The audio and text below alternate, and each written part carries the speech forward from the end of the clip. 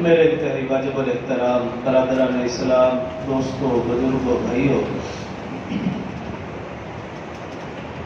گزشتہ سے پیوستہ جمعہ حضرت ابراہیم علیہ السلام کے حوالے سے گفتگو کی تھی۔ آج کے مختصر خطبہ میں اسی موضوع کو سمیٹنے کی کوشش کروں گا تاکہ اگلا جمعہ حج اور پھر اس سے آگے قربانی کے حوالے سے بات کی جا سکے۔ محترم سامعین، حضرت ابراہیم علیہ السلام جلیل القدر پیغمبروں میں سے ہیں۔ آپ کو دیگر انبیاء کرام پر منفرد مقام حاصل ہے۔ اس انفرادیت اور خصوصیت کی 3 بڑی وجوہات ہیں۔ پہلی وجہ یہ کہ اللہ رب العزت نے آپ کو بے شمار امتحانات میں آزمایا اور ان تمام امتحانات میں آپ کامیاب و کامران ہوئے۔ اور دوسری بڑی وجہ، اللہ رب العزت نے بے شمار انعامات سے نوازا۔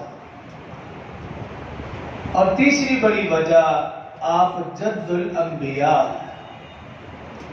امام الانبیاء بھی ہیں اور جد الانبیاء بھی ہیں۔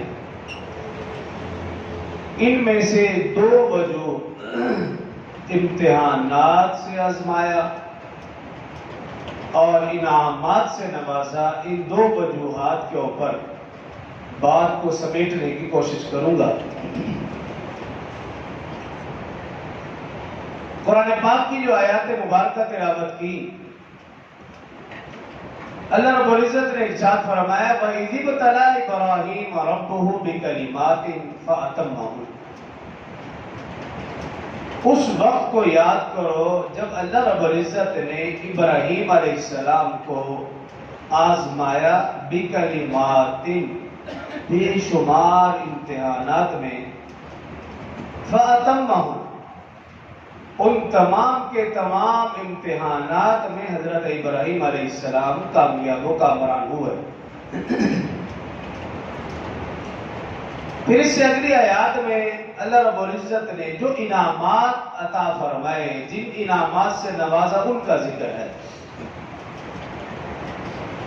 لیکن امتحانات کون کون سے تھے، اس کے اوپر مختصر بات ہو جائے۔ اور یاد رکھیے، ہمارے ہاں جو امتحانات ہیں، دنیا کی ڈگری ہو یا کوئی بھی ڈگری ہو، اس امتحان کا مقصد صلاحیت کو جانچنا، قابلیت کو، ذہانت کو جانچنا مقصود ہوتا ہے۔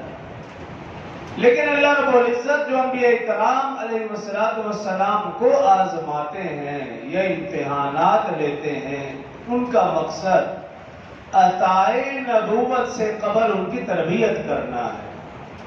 حصول روحانیت کے لیے آزمائش، ان کی صلاحیت، ذہانت کو جانچنا مقصد نہیں ہوتا، بلکہ ان کی تربیت مقصود ہے۔ تو حضرت ابراہیم علیہ السلام کے امتحانات کا ذکر قرآن پاک میں ہے، دیگر انبیاء کرام کے امتحانات کا ذکر قرآن میں نہیں۔ کہ اللہ رب العزت نے بے شمار امتحانات میں انہیں آزمایا۔ بکلمات سے مراد امتحانات ہیں۔ وَإِذِ ابْتَلَىٰ إِبْرَاهِيمَ رَبُّهُ بِكَلِمَاتٍ،